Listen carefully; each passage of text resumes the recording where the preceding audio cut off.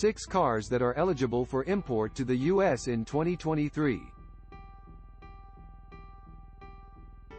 If your New Year's resolution is to buy a car from overseas, here are some of the highlights from 2023's crop of importable cars. Keep in mind that some of these import cars were introduced in 1997 but didn't enter production until 1998, while others made their debut late in the year. And without further ado, here is a list of 6 cars that are eligible for import to the US in 2023 that are worth noting.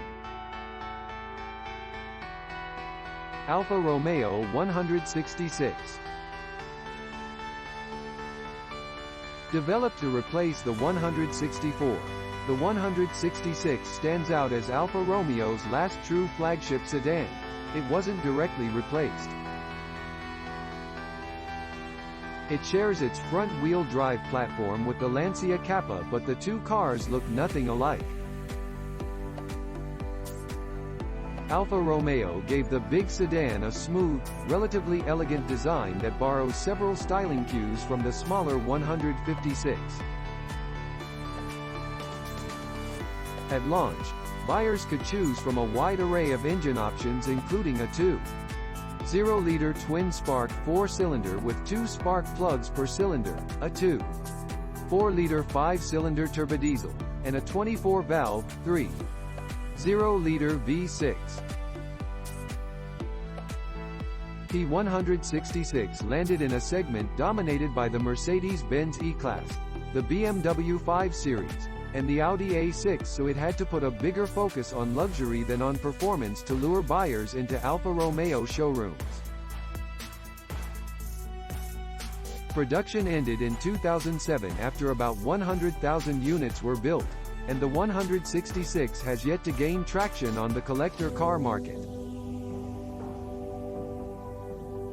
Early examples in acceptable condition are available for well under €5,000. About $5,500 at the current conversion rate, in the Italian classifieds, though V6-powered examples and low-mileage cars carry a premium. Fiat Multipla.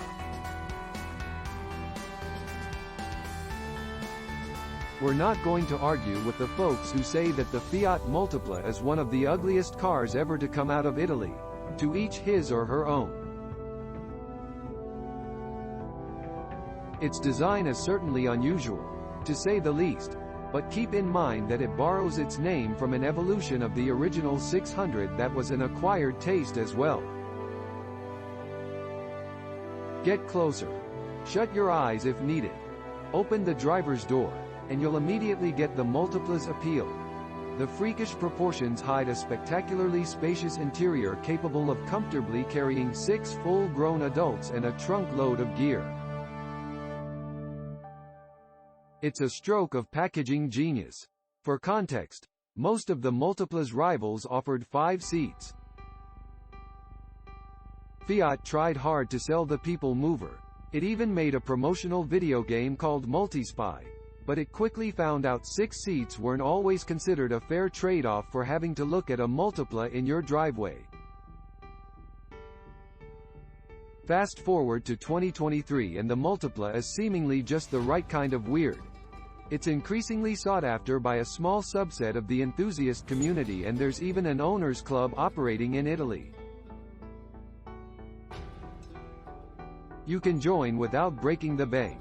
Well-preserved examples trade hands for under €5,000 and rougher, higher mileage cars are available for less than €1,000, about $1,100.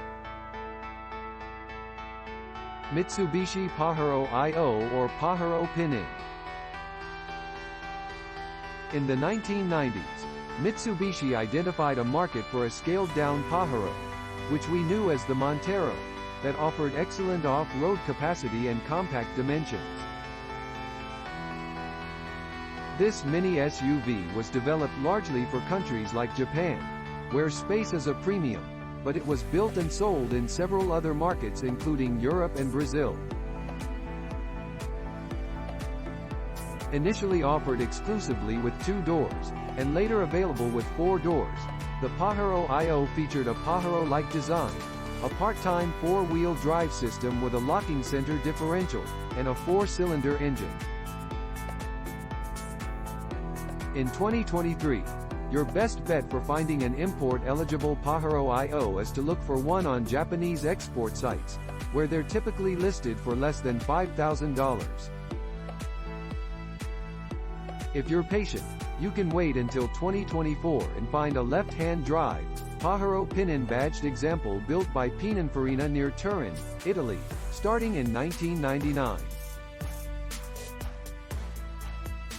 They're somewhat common in Europe's mountains regions and they normally cost under €7,000, about $7,600. Nissan Cube. Many people assume that Nissan developed the Cube to take on the Scion XB. It's actually the other way around.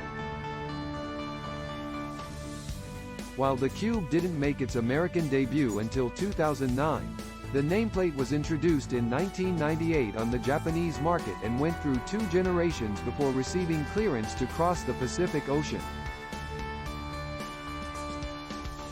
The original Cube was, well, cube-like, as you'd expect, and its proportions were even boxier than the last Cubes, though its design was symmetrical.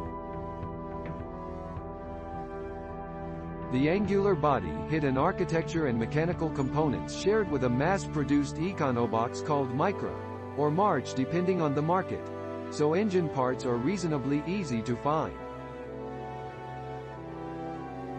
Nissan offered several versions of the original Cube ranging from basic to sporty looking, so there's a version to suit nearly everyone's taste. Every variant was powered by a 4-cylinder engine and a manual transmission was not available. The Cube came with either a 4-speed automatic or a CVT. Short, narrow, and tall. The original Cube sold reasonably well in Japan and used examples are commonly listed on Japanese export sites for under $5,000. For an extra serving of quirkiness, try finding the Cube-based, black cab-inspired Mitsuoka Yuga. Rover 75. In many ways, the 75 represents Rover's last stand. The troubled, BMW-owned carmaker chose not to replace the 800 series and designed the 75 to simultaneously take the torch from the 600 series and serve as its flagship. Ticking both boxes required offering a broad selection of engines that at launch ranged from a 118 horsepower 1.8-liter 4-cylinder, the infamous K-series engine, to a 175 horsepower 2.5-liter V6. BMW-sourced turbodiesel engines were fitted as well, and the holy grail was the Ford-sourced 4.6-liter V8, though it wasn't available until 2004, so it's not eligible for import yet. Front-wheel drive and a manual transmission came standard and an automatic was optional. Every version of the 75 wore an elegant and almost retro-inspired design characterized by 4 round headlights. While many British cars suffer from a reputation of being as reliable as an outdated map, the general consensus is that Rover's last big sedan wasn't a bad vehicle once you looked past certain fit and finish-related issues. However, far worse cars dented Rover's image in the 1990s and the firm never recovered. Production of the 75 ended in 2005 when Rover went belly up, though the design lived on in China. If you want to take one of the first 75s in the United States to the next Cars and Coffee gathering, clean examples sell for under £2,000, about $2,500 in England.